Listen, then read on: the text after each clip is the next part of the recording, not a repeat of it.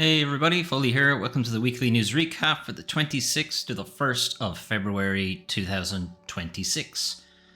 So, this week, Crimson Desert had a quick overview of the opening area, not the opening area, the open world of Piewell, something like that. And they went into a couple of different things, like some things you can do in the game, kind of the opening of the game. It seems like you are cast out of the abyss, which is heaven, I think, maybe, sort of. And it's your job to like reunite. It's kind of if you play Dragon Age Origins and like the Grey Wardens at the beginning, and you're like trying to reunite them for like most of the game and like do their treaties and stuff like that. It's kind of the same story.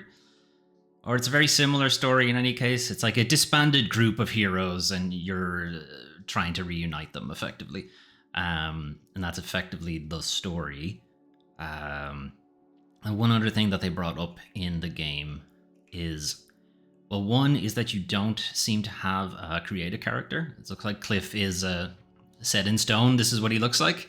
And that's his name also. There's no changing of that either. But one interesting thing is there are two side characters that you will eventually be playing as. And I think they have some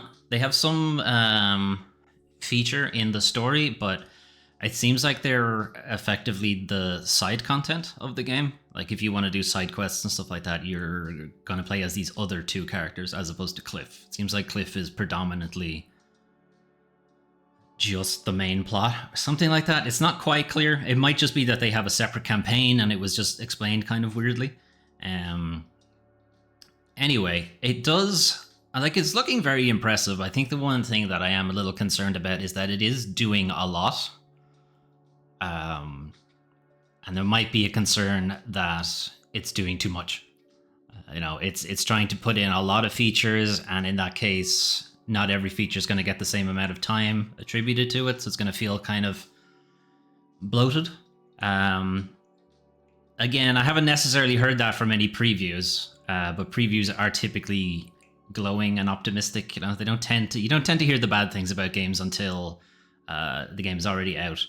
So this is one of the side characters, and they are saying like they're like smaller activities that you do with this person and this person. But I'm not sure if it's just a case of you can just play as three different people, but the main plot is Cliff specifically. So like only main quests are done with Cliff, but any other quest is done with any of the three of them.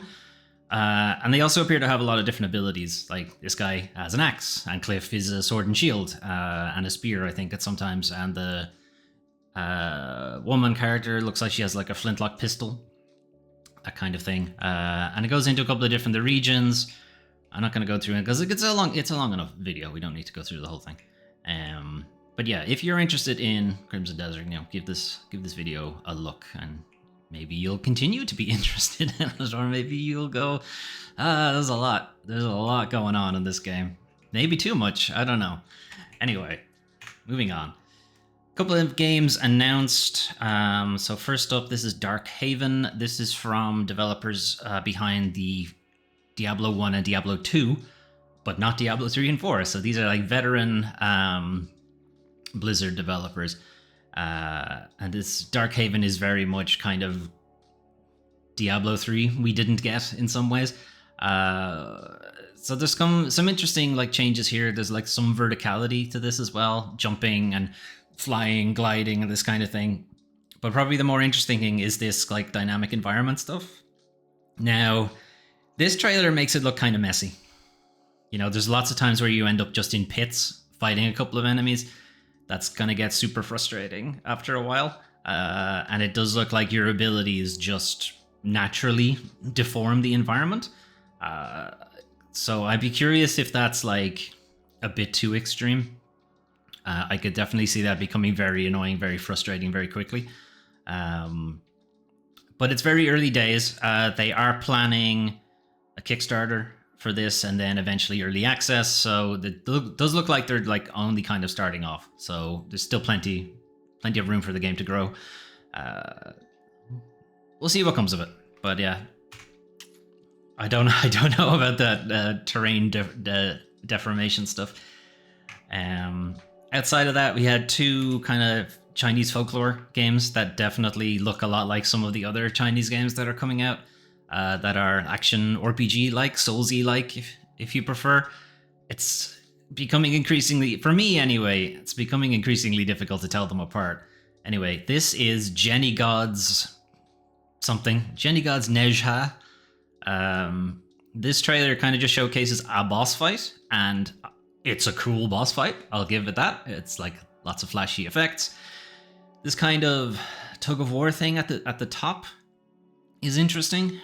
So it doesn't seem like you have a health bar as much as you have a kind of tug of war thing. Like if the enemy attacks you, the red bar fills up more, and if you attack the enemy, the blue bar fills up more. But the enemy also has a health bar, so it's not clear what exactly the tug of war thing is. It might just be that you have access to more powerful abilities, maybe the higher the blue bar is, and the enemy has access to higher abilities the bigger the red bar is, or something like that. I don't know. But you can see things like there, like that big attack reset the bar to half. Debatable if that's scripted. Like, could you avoid that grab and maintain the blue bar? I don't know. I think there is one or two articles about it talking about the game mechanics, but as of recording, I have not had a chance to read it. So it could be that it's fully explained. But it's interesting. There's an interesting pull there. You know, it's not like you're just dead immediately, like a lot of kind of Soulsy action RPG games are, where you do have a little bit of leeway. But it also means that if the fight goes wrong in one way, like you're facing an uphill battle to get back to it. So it's an interesting mechanic. Interested to see where it goes with it. I don't think it has like a release date, release window, anything like that. I think they're really just announcing the game. Yeah, it's just a wish list. It's just a wish list situation right now. Second game, also from a Chinese developer, also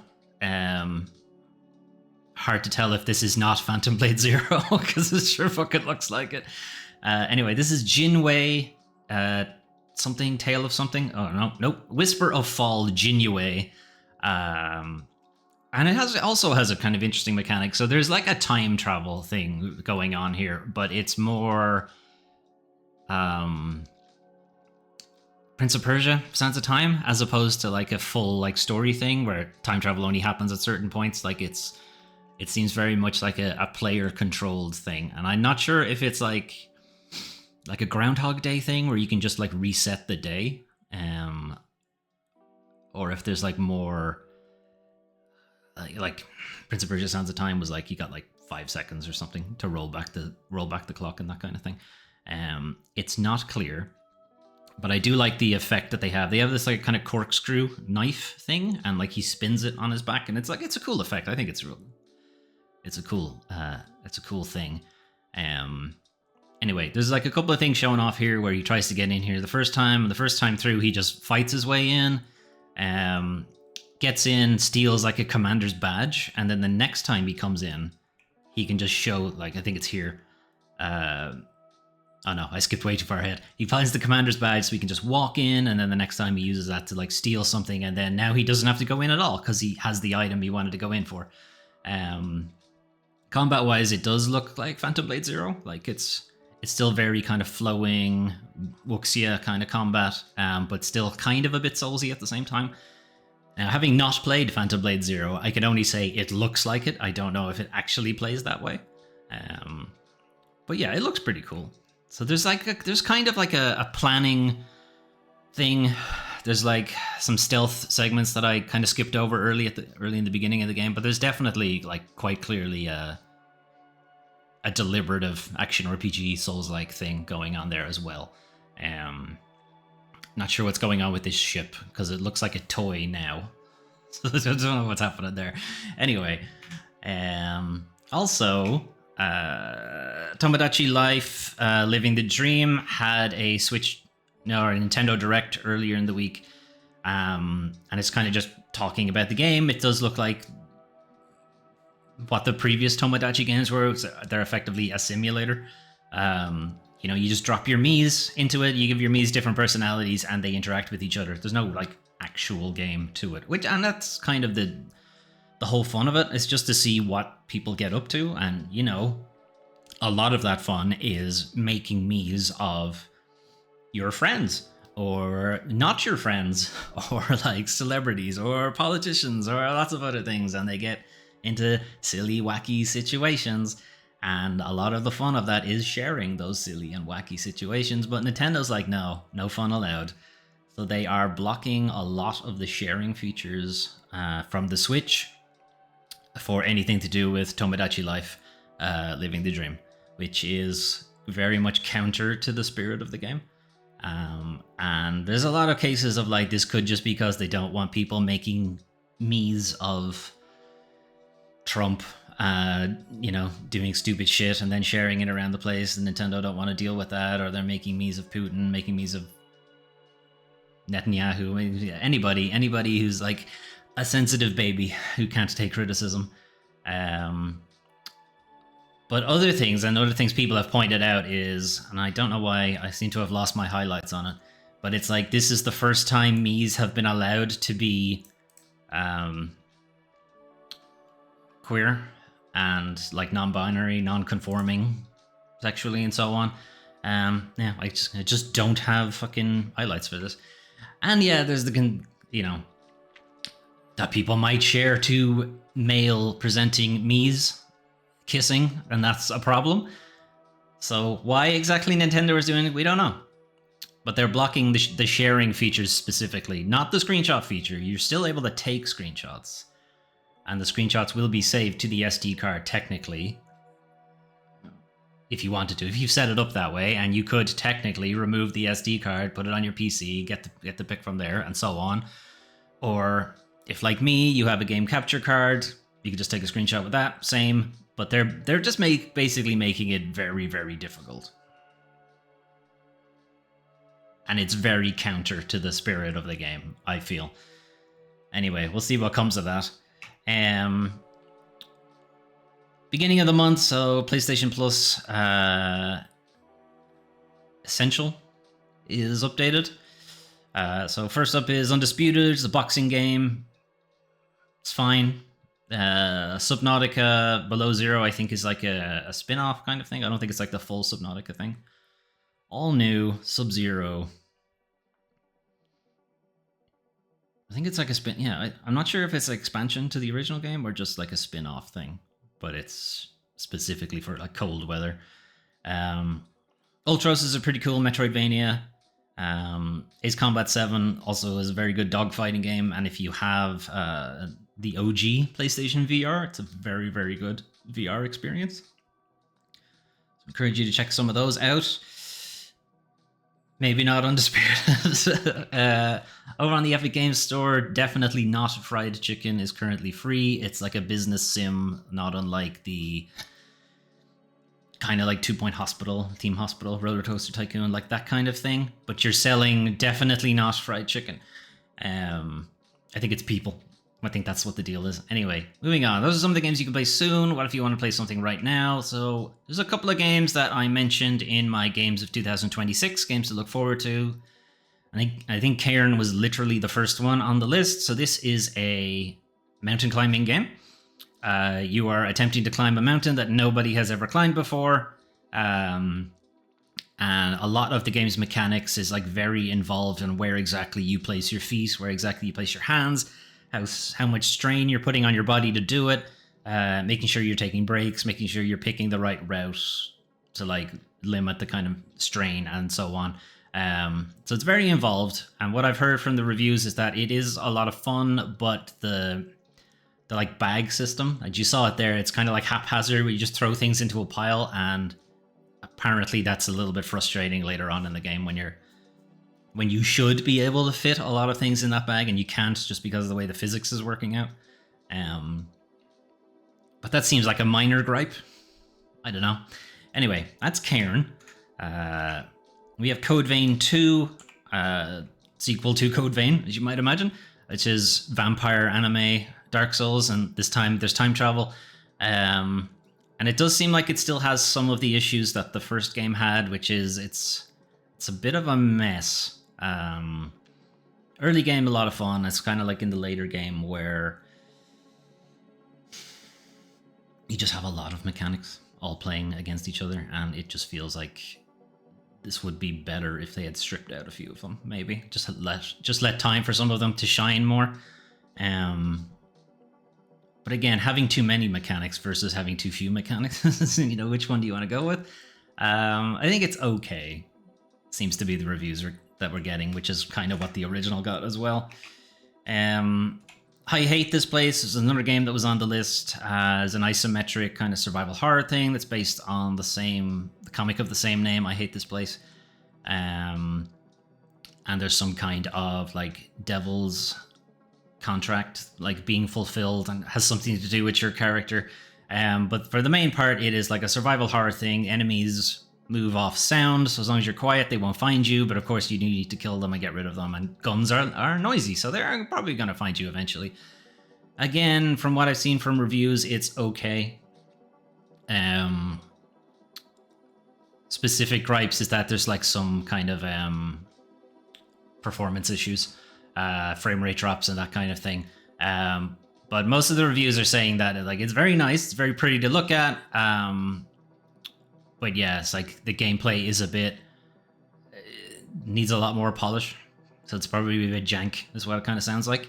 I haven't had a chance to play it myself. I haven't had a chance to play any of these games yet myself, so I don't know. I'm just basing this off the reviews. But again, it seems like it's okay.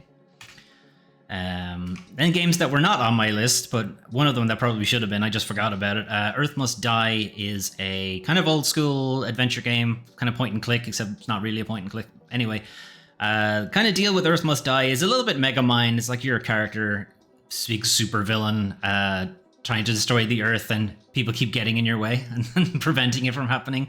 Very silly, kind of mundane stuff. Lots of British humor, and a lot of the voice actors are like well-known British comedians as well. Potentially that may not be your cup of tea, but I did find like a lot of the stuff that I'm seeing in the trailer, stuff in the previews and stuff is very funny. I think it's very funny. Anyway, I think this is currently PC and Switch only. I don't think it's on PlayStation or Xbox yet. I say yet. Debatable, it might never be. And then, of course, Highguard is finally out and is, you know, everybody's playing it and everybody's talking about it, right? No, not so much. So it is free to play. You know, if you do want to find out for yourself if it's actually something you enjoy, sure. When the game came out, pretty high player count that has subsequently dropped. A lot of negative reviews, but it can be attributed to just people hating on the game, really. I think it's going to take a while for the reviews to sort of even out, and you'll get an idea of how people actually feel about the game and not just people hating on it because it's cool to hate on it right now, I suppose. What I've read from reviews and people who I trust their opinion on these kind of games is that it's not really doing anything new. I have seen that the developers themselves have added a 5v5 mode to kind of up the player count somewhat, or to up the action, we'll say, on the map, because the maps are very big, and when it's only 3v3, it's very easy to like not find another player, I think, or find an enemy, even a teammate and so on. Getting across the map on your horse and so on. While that is fun, it's kind of a pain in the hole when you're having to do it every 2 seconds, I guess. Whereas when it's 5v5, it's a little more likely you're going to come across an enemy opponent. I don't know. These kind of games aren't really something I'm interested in the first place, so I'm probably not the person to talk about this. So anyway, it's free to play. Check it out yourself. If you like it, great. If you don't, that's fine too. Anyway, fortunately, though, it is now time to talk about the worst part of video games, the video game industry. And the video game industry just did a big stupid. Right? Anyway, a bunch of big video game company stocks just tanked for a very dumb reason, and the very dumb reason is generative AI, because it always that. Anyway, so Google revealed Project Genie, which is an AI generation tool, and you may have seen some clips of this going around social media. And it's basically 60 seconds maybe. I think that's the max. I'm not sure every clip is 60 or if every generation is 60 seconds, but it's basically, hey, generate me a game environment kind of thing. Hang on, there's a prompt for it somewhere. They had like a cartoonish 3D racing game with toy cars, and it basically spat out Mario Kart. And a lot of shareholders in video game companies saw that and went, oh, that's the future. So everyone's going to be able to generate their own game now. Why bother having shares in these games? They're obviously all gonna go down, right? This is what I mean when I say like the C-suite and the shareholders of these companies are fucking idiots and they make stupid decisions. They are not intelligent in any way whatsoever. Bunch of investors seem to think this is the future of game development and are bailing on big game companies. So Project Genie allows users to create 3D worlds you can move around in simply by inputting a text prompt. But a lot of the output tends to look a lot like Mario and Zelda, which I'm sure Nintendo will be famously litigious. I'm sure they'll let that one go. Genie's creations aren't games at all. They're just 3D environments that you explore for a very short amount of time. But it seems many investors believe the tools like Genie will soon magically be making entire games. These are people who don't play games. They just see money go up. That's it. They don't understand what's required for an actual video game and not just a shitty environment you can walk around in. There's been a bunch of sudden stock sell-offs across the gaming industry on Friday as a result. A lot of them are down. Rockstar is down, CD Projekt is down, Take-Two is down, Roblox is down, and so on. If you haven't seen these videos, I can give you an example. So one of them looked a lot like Breath of the Wild. Has a Link-like guy walking around in it. It runs at like 20 frames per second at best. And if you turn at all, if you turn the camera at all, the whole thing goes to shit. If the racing game one, the track changes mid-race, which is obviously great for a racing game. It's one time it's a left turn, and the next time it's a loop-to-loop, and it's not loop-to-loop, it's like changes turns, or it's a straight line, that kind of thing. And that, like, if that was an actual inbuilt mechanic, okay, interesting. But when the track just randomly changes for the laugh, mid lap and so on, like that's not good. And obviously the interactions aren't going to be there, the animations aren't going to be there. The basic things are walking, jumping, at best. Nothing for like anything intricate like combat. Or anything like Mario Kart levels of like red shells and that kind of shit, like none of that is in there and so on. Anyway, these tumbles all happened today, which seems to directly connect the slides to the reveal of Google's new Genie tool. So they're trying to say that basically Google showed this off. All of those clips were disseminated in social media and the shareholders lost their mind about it. But for the people with all the money, none of this matters. None of this is like saying that it runs at like a shit frame rate, at a very shit fidelity. Racing tracks change mid-gameplay. They're very unstable and so on. But that doesn't matter because number go up, I guess. Never mind that, it sure does look like a lot of Mario games. And that's definitely not a copyright problem or anything. For the people with all the money, none of this matters. They see a future where game devs and companies aren't needed, and this magic tool can save money and quickly produce the next Call of Duty or GTA. Yeah, good luck with that. This is what we mean. These are the people who are in charge of the industry that we love. Not the industry that we love. The medium that we love. We fucking hate the industry. But they're the guys who are in charge of it. These are the decisions they make. Yeah. Anyway, speaking of stupid decisions, GDC survey reveals layoffs up. Use of industry AI is up, but sentiment around generative AI is significantly down. And support for unionization also up. So this is the annual GDC survey that's done at the Games Developer Conference that has recently been renamed, which is why the survey is a little bit late this year. So a couple of like stats: 2,300 industry professionals, which is a little bit less than usual. And it's again attributed because the GDC was going through a rebrand. But it's a pretty broad category, and it's definitely enough responses to get a pretty good idea of how the industry is trending. 62% of them are developers working at game companies or studios. 45% of them are independent. 31% were at AAA. 18% at AA. 6% at co-development. And then some of them are students or new to the industry, that kind of thing. And some of them are just laid off, because a lot of them have been laid off. 28% of respondents have experienced a layoff in the last 2 years. That's 33% up. Or sorry, it rises to 33% if you just take US. However, the true figure could be even higher, because some respondents had been laid off multiple times during the period. Good shit. Anyway, people who were most hit by the layoffs are narrative designers, game designers, the people who do the work. And the people least hit by layoffs are people in business operations and services, people who do less of the work. That makes sense.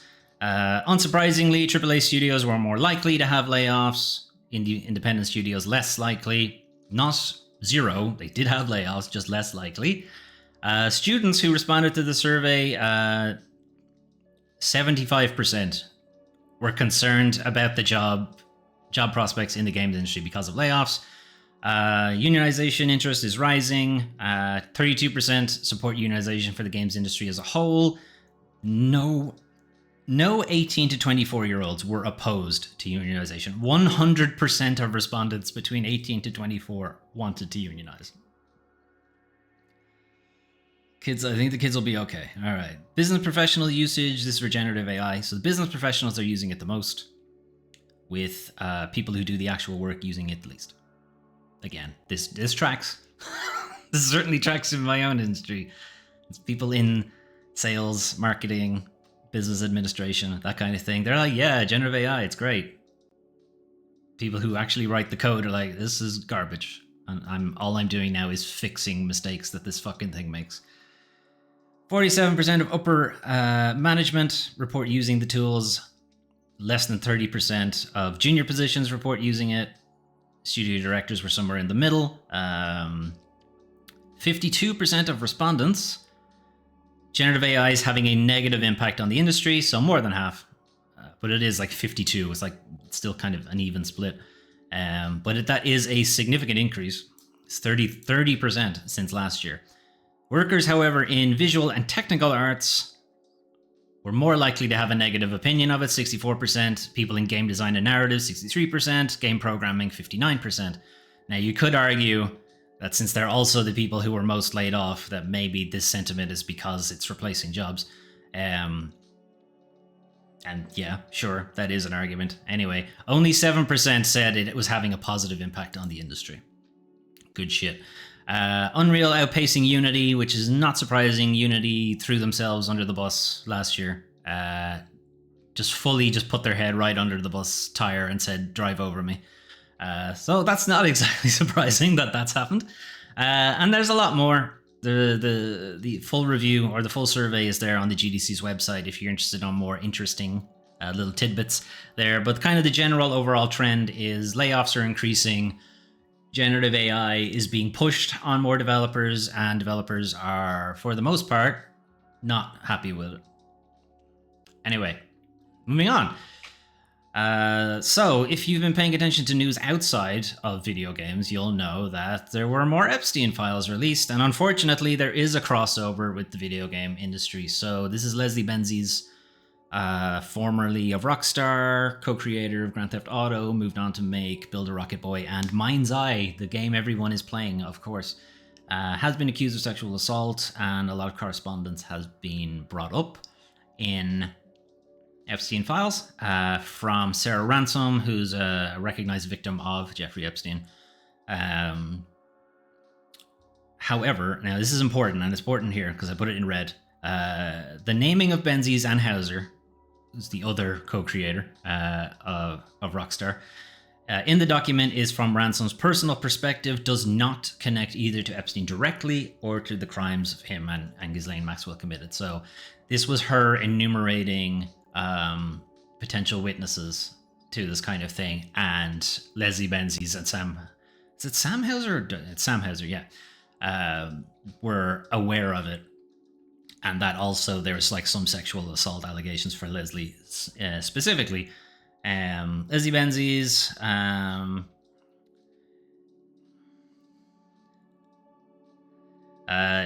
visited me in New York, knew what was happening, gave me money to book my ticket to New York when I arrived.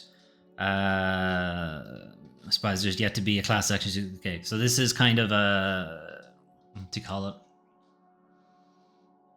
Kind of a transcription of a conversation they were having. They were in the midst of detailing a witness list. Those names came up, and then some other names that shouldn't be surprising.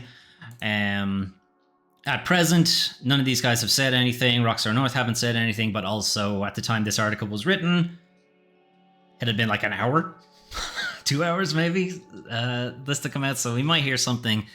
Anyway, I'm sure there's a lot more to come out. But yeah, pretty gross, and somewhat tracks with what we've heard previously about the two Rockstar guys. Anyway, moving on.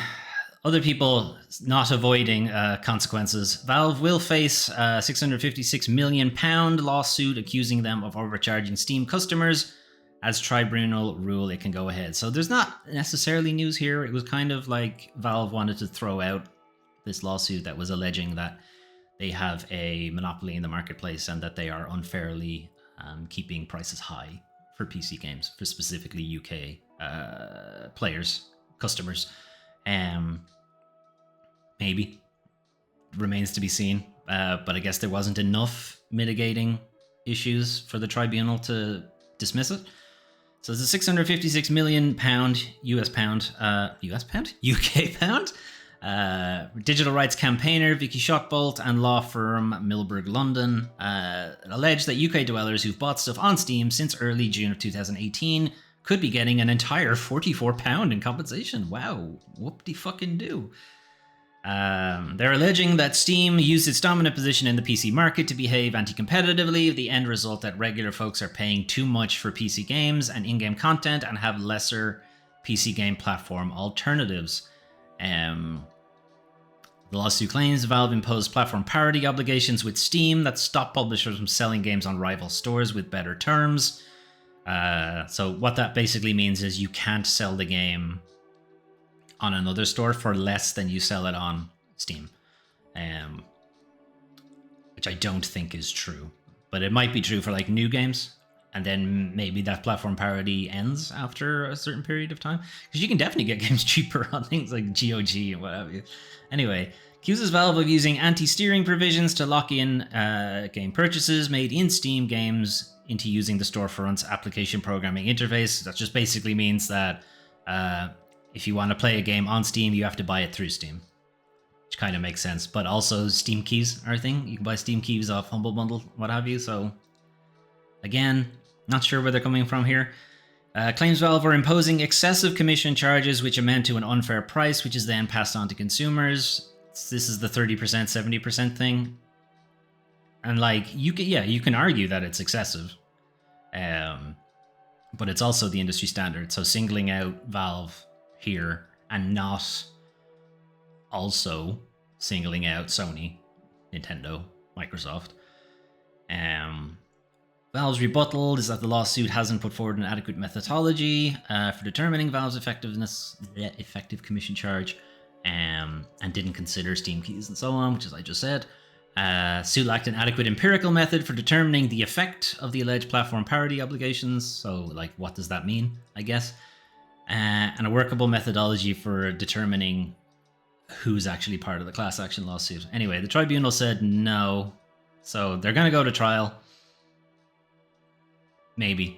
Valve might settle in between.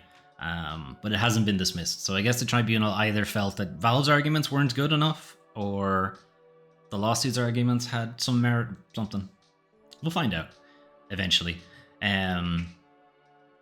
Bit of fallout from the Ubisoft restructuring from last week. Ubisoft veteran says they were suspended for public comments on return to office policy. So this is David Michaud-Cromp. He said on LinkedIn basically that the return to office thing is a bunch of bullshit. We all know why we're returning to office, and it has nothing to do with productivity, and it has everything to do with managers wanting to save face, basically. So Ubisoft Montreal team lead David Michaud-Cromp purportedly has been suspended by the company for publicly commenting on its newly announced return to office policy. So we say purportedly because Ubisoft haven't responded. Was suspended for 3 days without pay for allegedly breaching a duty of loyalty from a company that's happy to lay off people on a whim. But no, you have a duty of loyalty. Okay. This is also a guy who's worked at Ubisoft for 13 years. Duty of loyalty. I would say 13 years is good enough. I would say at this point you should maybe listen to the guy. Okay, anyway. Ubisoft want to bring back 5 days in the office. This is allegedly why he was suspended. They believe in collaboration, but come on, we're not completely stupid. We very well know why you want to go back to 5 days in the office. Then he linked to a video.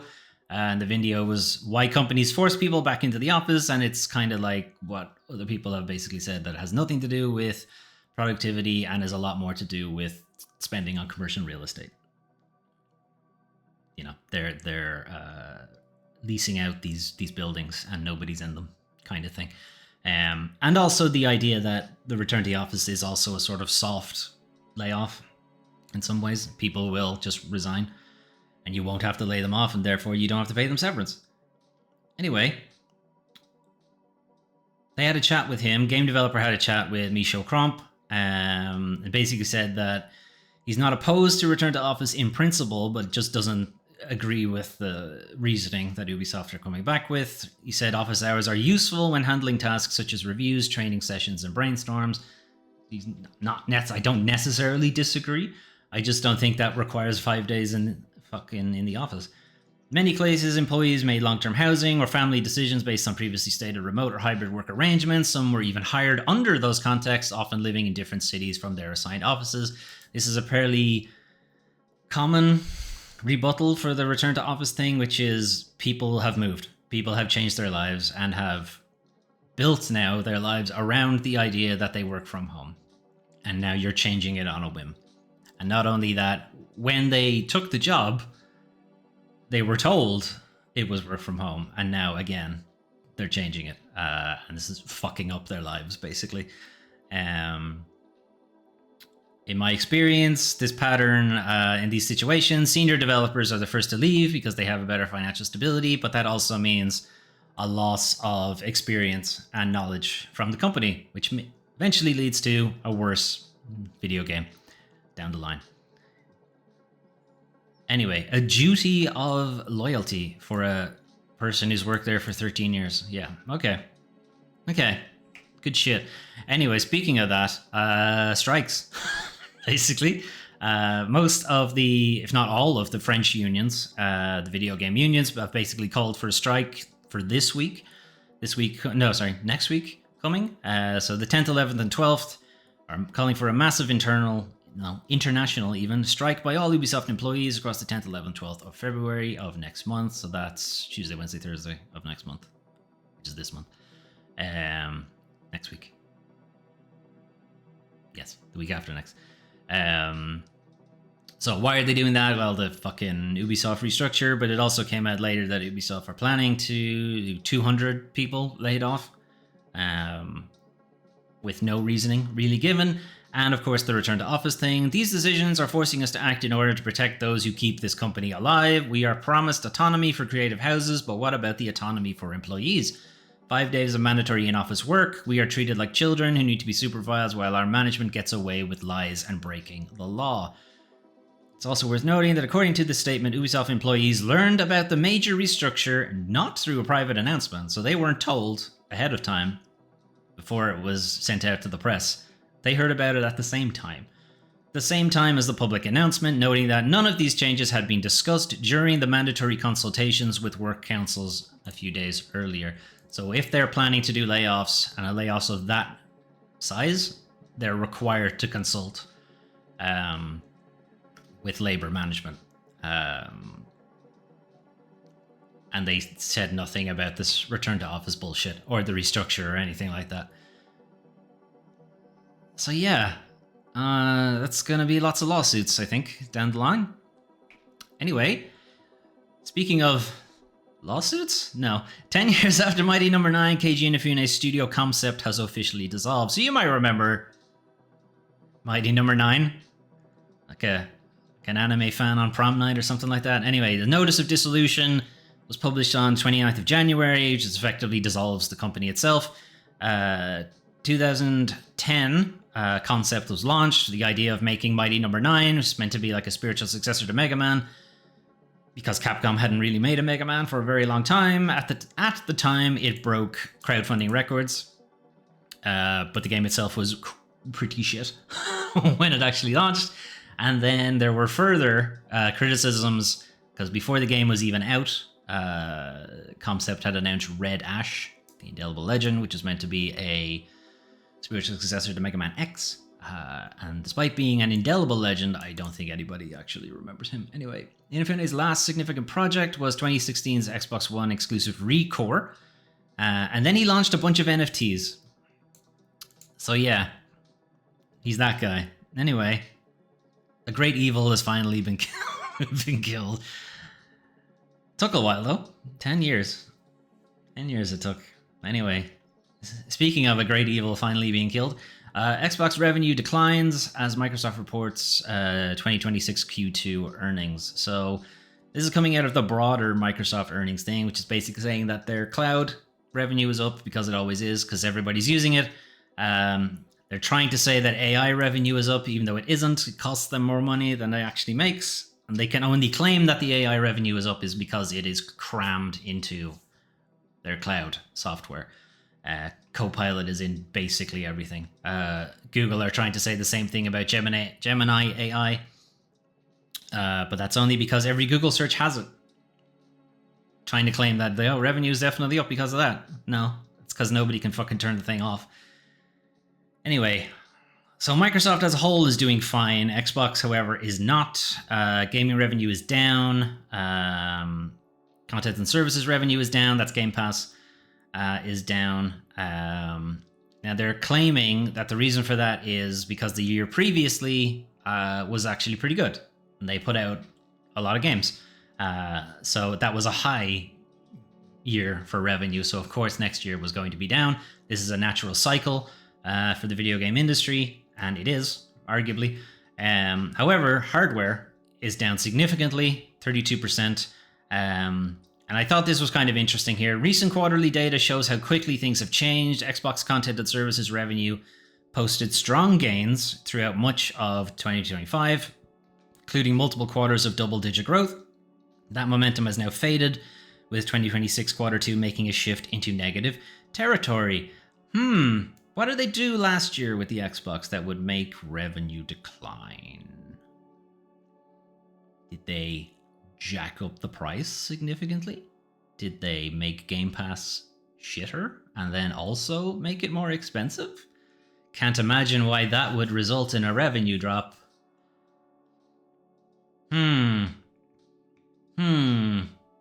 Anyway, if you want to know more about why that's happening, is there a future for the Xbox platform? Is an opinion piece from Rob Fahey in GamesIndustry.biz.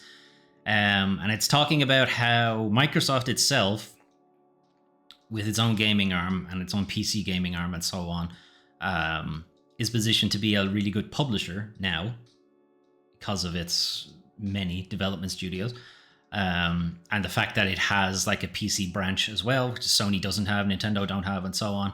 But it's also pointing out that the Xbox itself is largely unnecessary, really, since they can shoehorn it into like PC, they can put it onto smart TVs through streaming and this kind of thing. So it's really a question of whether the Xbox brand or the Xbox platform itself has any future, and is Microsoft going to like rescue it or do anything about it. It's a lengthy enough piece. There's a bit of a focus on how Game Pass has changed and how their like Play Anywhere thing is sort of undercutting the Xbox console, and they're sort of shooting themselves a little bit, you know, by having this Game Anywhere thing and then also having a console. It's like, which is it? Which one do you want to go with? I think it's an interesting article. Anyway, one of my long reads for you guys. Right, we'll leave. I think Cairn is probably the most interesting game, so we'll leave that to play in the background. So that was your news for the 26th to the 1st of February 2026. Some new game announcements there, a little bit more about Crimson Desert. And the first of my games of 2026 are finally released. I'm going to try to keep like a running track of like the Metacritic score, the OpenCritic score of them, just to see if my tastes are like way off or, you know, if they're any good. Right now, I think I'm solidly average. No, Code Vein 2 and I Hate This Place got the solid okay game, and then Cairn is pretty good with some like mild gripes. So I'm doing okay, I think, so far. I guess we'll see as the year goes on.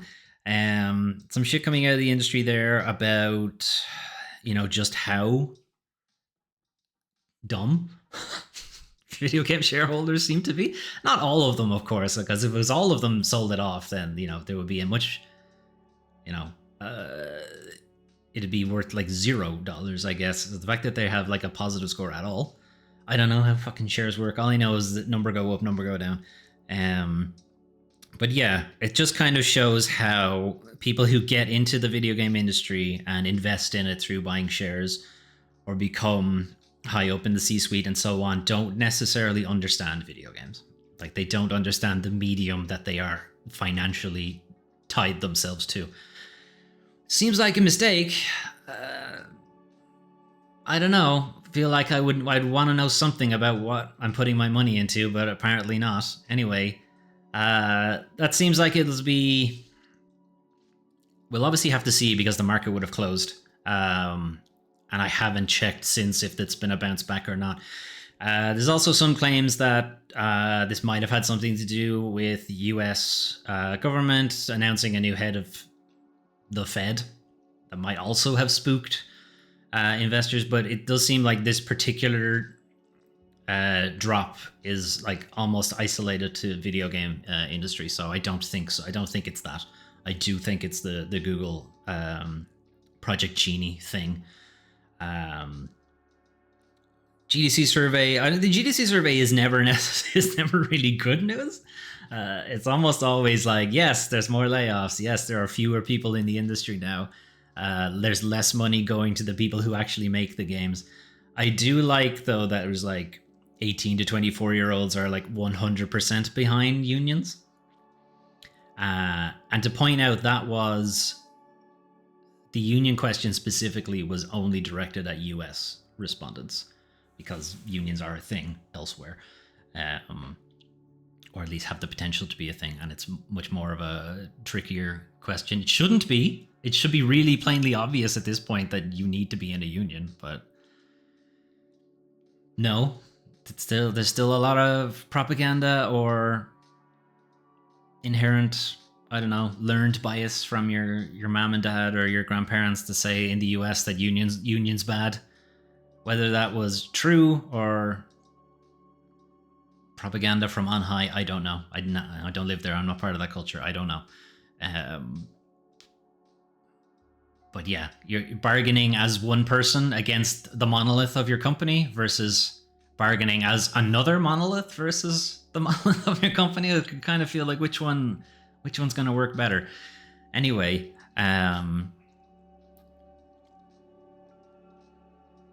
what else was there? Ubisoft guys going on strike. We'll see how that goes. They are calling for an international strike. Like, the French studios will obviously definitely strike because they're French.